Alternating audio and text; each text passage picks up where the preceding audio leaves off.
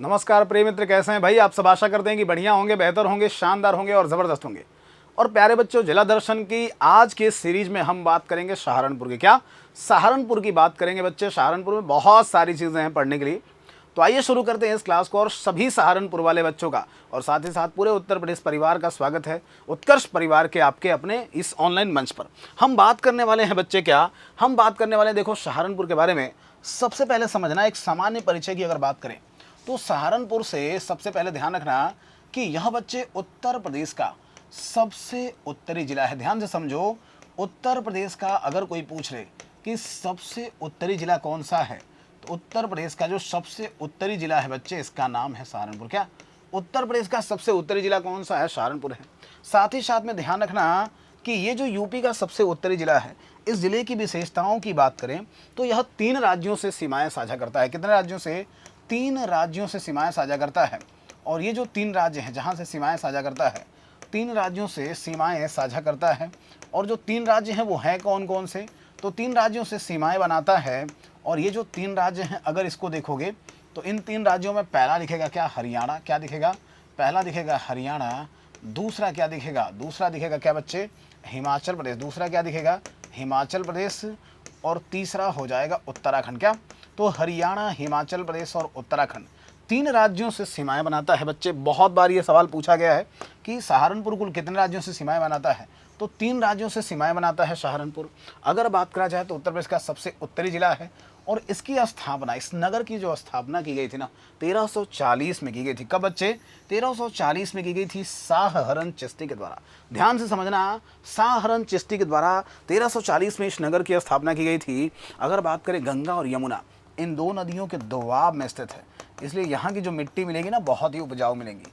गंगा और यमुना, इन 2 नदियों के दोआब की अगर बात करें तो 2 नदियों के दोआब में स्थित होने की वजह से, 2 नदियों का जो दोआब है यहाँ पर स्थित होने की वजह से ये आपको बहुत ही लोकप्रिय समझ में आएगा। और कृषि के लिए कृषि प्रधान क्षेत्र के रूप में देखा जाएगा। क्या? एक कृषि प्रधान जिला है बच्चे, ध्यान से समझना। अब बात कर लेते हैं यहाँ पर सहारनपुर की, जो हमने बातें बताई। सहारनपुर से और क्या क्या चीज़ें सीख सकते हो, तो सहारनपुर से आप सीख सकते हो कुछ मैप के आधार पर देख सकते हो। जैसे देखो, मैंने बताया कि सहारनपुर में एक तरफ आपको क्या दिखाई देगा, तो एक तरफ दिखाई देगा बच्चे उत्तराखंड। क्या दिखाई देगा? एक तरफ दिखाई देगा उत्तराखंड। शीर्ष पर है हिमाचल प्रदेश। शीर्ष पर क्या है? हिमाचल प्रदेश। और बगल में है हरियाणा। तो हरियाणा, हिमाचल प्रदेश और उत्तराखंड, ये 3 राज्यों से सीमा बनाता है। लेकिन एक चीज़ ध्यान रखना यहाँ पर कि हिमाचल प्रदेश से सीमा बनाने वाला ये यूपी का एकमात्र जिला है। तो ये भी सवाल कभी पूछा जाए कि हिमाचल प्रदेश से सीमा बनाने वाला उत्तर प्रदेश का एकमात्र जिला कौन सा है, तो हिमाचल प्रदेश से सीमा बनाने वाला यूपी का जो एकमात्र जिला है, उत्तर प्रदेश का एकमात्र जिला है, ये कौन सा है? तो एकमात्र जिला जो हिमाचल प्रदेश से सीमा बनाता है, यह हो जाएगा कौन सा? तो ये हो जाएगा बच्चे, ध्यान रखना, सहारनपुर। क्या होगा? सहारनपुर। अब देखो भाई, सहारनपुर की अगर कुछ और बातों पर चर्चा कर ले, मैप में देख पा रहे हो सबसे उत्तर में स्थित है सहारनपुर। आगे बढ़ते हैं और अगला अगर देखा जाए तो शाकुंभरी देवी का मेला। प्यारे बच्चे, मतलब सहारनपुर की बात हो और शाकुंभरी देवी की बात ना हो, मतलब ऐसा हो ही नहीं सकता कि सहारनपुर की बात हो रही हो और माँ शाकुंभरी देवी की बात ना हो। तो ध्यान रखो, अगर आपसे पूछा जाए कि सहारनपुर का सबसे लोकप्रिय मंदिर कौन सा है, प्रश्न का उत्तर होगा सहारनपुर का सबसे लोकप्रिय मंदिर है शाकुंभरी देवी मंदिर। क्या है? सबसे लोकप्रिय मंदिर है बच्चे शाकुंभरी देवी मंदिर, है ना। सहारनपुर का सबसे लोकप्रिय मंदिर है। याद रखना कि ये जो सहारनपुर का सबसे लोकप्रिय मंदिर है, यहाँ वर्ष भर में 2 बड़े मेले आयोजित होते हैं। क्या? वर्ष भर में 2 मेले, वर्ष भर में आप देखेंगे तो 2 मेले आयोजित होते हैं बच्चे। ध्यान से समझना कि वर्ष भर में कितने मेले, तो 2 मेले आयोजित होते हैं। पूरे वर्ष भर में 2 मेले आयोजित होते हैं। यहाँ पर समझो कि पूरे वर्ष भर में कितने मेले आयोजित होंगे? 2 मेले आयोजित होंगे।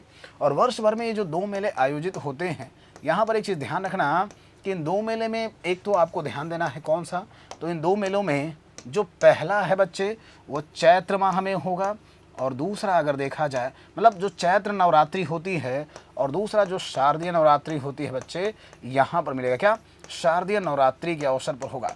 तो चैत्र नवरात्रि और शारदीय नवरात्रि, ये 2 नवरात्रि हैं जहाँ पर इसका आयोजन होगा। और शाकुंभरी मेला बहुत बार पेपरों में पूछा जाता है कि साहब शाकुंभरी जो मेला है ये कहाँ पर आयोजित होता है, तो शाकुंभरी मेला अगर देखा जाए तो ये बच्चे ध्यान रखना कि शाकुंभरी मेला कहाँ पर होगा आयोजित, सहारनपुर में ही होगा। क्या होगा, सहारनपुर में ही होगा। तो बहुत बार ये पूछा जाता है। कुल 2 नवरात्र है और ये 2 नवरात्र में इसका आयोजन होगा इस मेले का, और बहुत लोकप्रिय मंदिर है ये। क्या बहुत ही लोकप्रिय मंदिर है जहाँ पर हम इसकी चर्चा कर रहे हैं। इसके बाद से बात करेंगे यहाँ पर बल सुंदरी देवी मेला का। अब बल सुंदरी देवी मेला भी बच्चे अगर आपसे पूछा जाए कि साहब किस राज्य से संबंधित है, उत्तर प्रदेश से। क्या किस राज्य से संबंधित है, उत्तर प्रदेश से।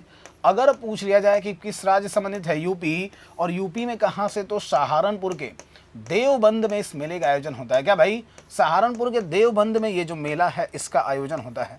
तो अगर कोई पूछ ले कि देवबंद में कौन से मेले का आयोजन होता है, प्रश्न का उत्तर होगा देवबंद में आयोजित होता है बल सुंदरी देवी का जो मेला है ये आयोजित हुआ कहाँ पर, देवबंद में।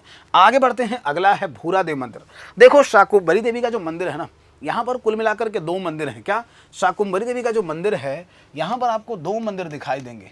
शाकुंभरी देवी का जो मंदिर परिसर है, ध्यान समझना, शाकुंभरी देवी का जो परिसर है इसमें कुल 2 मंदिर हैं। एक मंदिर है कौन सा, तो एक मंदिर आपको दिखाई देगा स्वयं शाकुंभरी जी का, और दूसरा है भूरा देव मंदिर। तो दोनों को याद रखना, भूरा देव मंदिर और शाकुंभरी मंदिर, ये दोनों ही कहाँ पर मिलेंगे, तो दोनों ही मिल जाएंगे सहारनपुर में। पर पेपर के हिसाब से अगर देखा जाए तो ज़्यादा लोकप्रिय है कौन सा, शाकुंभरी देवी का जो परिसर है ये पेपर के हिसाब से बहुत लोकप्रिय है। इसके बाद से आगे बढ़ेंगे, दारुल उलूम की बात करते हैं। दारुल उलूम अथवा देवबंद आंदोलन बहुत पेपर में पूछा जाता है। देवबंद आंदोलन संबंधित कहाँ से बच्चे, दारुल उलूम अथवा ये जो देवबंद आंदोलन है ये संबंधित है कहाँ से, तो ये संबंधित है सहारनपुर से। आपसे प्रश्न पूछा जाता है साहब कि देवबंद आंदोलन की शुरुआत कब हुई थी, तो देवबंद आंदोलन प्रारंभ हुआ था 1866 में।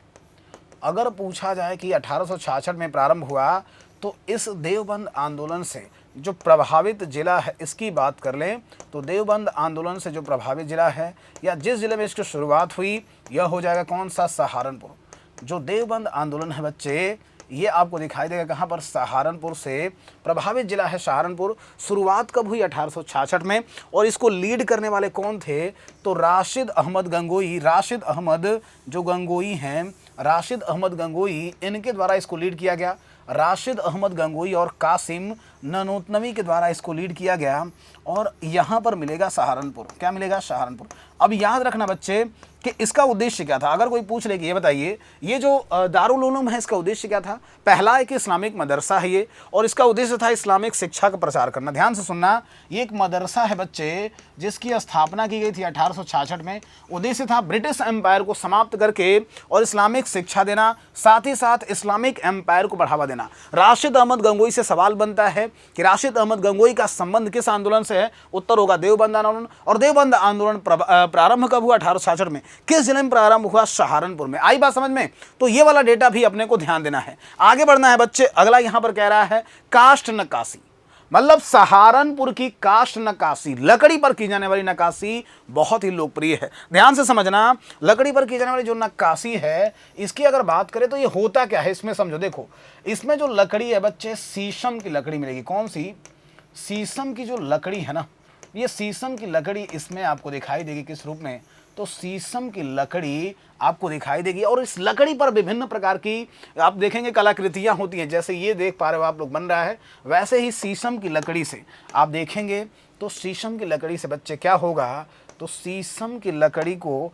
हम मुख्य ढांचा के रूप में इस्तेमाल करेंगे और इसके फर्नीचर बनते हैं। क्या बनते हैं, फर्नीचर बनते हैं। इसके अलावा इसके मेज आपको मिलेंगे, टेबल मिलेंगे। इसके अलावा बहुत प्रकार के आप देखेंगे तो कुर्सियाँ मिलेंगी। और ये जो काम है कश्मीर से पलायन के बाद आए हुए कश्मीरी पंडितों और वहाँ के लोगों के द्वारा ये किया जाता है काष्ठ नक्काशी। तो मुख्य उत्पाद है शीशम की लकड़ी, इसी के ऊपर ये सारे कार्यक्रम होते हैं। इसलिए परीक्षाओं में पूछा जाता है कि लकड़ी पर की जाने वाली नक्काशी अथवा काष्ठ नक्काशी किस जिले की लोकप्रिय है। उत्तर क्या हो जाएगा, तो ये जो काष्ठ नक्काशी है ये लोकप्रिय है कहाँ पर, सहारनपुर में। कहाँ पर, या कहिए सहारनपुर का एक जिला एक उत्पाद ही क्या है, तो सहारनपुर का जो वन डिस्ट्रिक्ट वन प्रोडक्ट है यही आपको दिखाई देगा। क्या, तो सहारनपुर का एक जिला एक उत्पाद ही आपको दिखाई देगा। ये कौन सा स्थल, तो काष्ठ नक्काशी। क्या बच्चे, काष्ठ नक्काशी। आगे बढ़ते हैं, अगला है नौगजा पीर। एक बहुत ही पॉपुलर आप देखेंगे स्थल है ये, और इस्लामिक पर्यटक स्थल है। हालांकि पेपर में नहीं पूछा जाएगा या फिर कभी पूछा गया है, पर सामान्य जानकारी के लिए आप देख पा रहे हो तो हम इसे देख सकते हैं कि कहां पर मिलेगा, सहारनपुर मिलेगा। पर पेपर में इससे प्रश्न पूछने की संभावना लगभग न के बराबर है। कागज और दिया सलाई उद्योग, देखो एक जमाने में जो दिया सलाई उद्योग है ना, ये बहुत लोकप्रिय था बरेली में। कहां पर? बरेली में, उत्तर प्रदेश के बरेली में दिया सलाई उद्योग बहुत ही लोकप्रिय था। लेकिन बरेली के अलावा जिन क्षेत्रों में ये लोकप्रिय था ना, वह कहां पर था? तो सहारनपुर में। जिन क्षेत्रों में ये लोकप्रिय था वो कहां पर था? सहारनपुर। तो उत्तर प्रदेश में दिया सलाई जो उद्योग है ये बरेली में भी लोकप्रिय है और सहारनपुर में ही लोकप्रिय है। साथ ही साथ कागज निर्माण की बात करें तो कागज निर्माण के लिए कागज जो उद्योग है ये आपको दिखाई देगा कहां पर? तो सहारनपुर में भी लोकप्रिय दिखाई देगा। कागज उद्योग उत्तर प्रदेश के कई शहरों में आपको दिखाई देगा, उनमें से सहारनपुर भी एक है, ये बात ध्यान रखना। क्या? उनमें से भी सहारनपुर भी एक है। इसी तरीके से अगर बात करें तो एक चोटी है अमसोत। क्या है? चोटी है अमसोत। प्रश्न कैसे बनता है? उत्तर प्रदेश की सर्वोच्च चोटी कौन सी है बच्चे? तो नोट करना, उत्तर प्रदेश की सर्वोच्च जो चोटी है बच्चे, उत्तर प्रदेश की सर्वोच्च चोटी ये है अमसोत। क्या? उत्तर प्रदेश की जो सर्वोच्च चोटी है ना, इसका नाम क्या है? तो यूपी की जो सर्वोच्च चोटी है इसका नाम है अमसोत। ध्यान से समझो, उत्तर प्रदेश की सर्वोच्च चोटी है अमसोत। अगर पूछा जाए कि इसकी हाइट कितनी है, 957 मीटर है। कितनी? 957 मीटर ऊंची है। किस पर्वत श्रृंखला का हिस्सा है?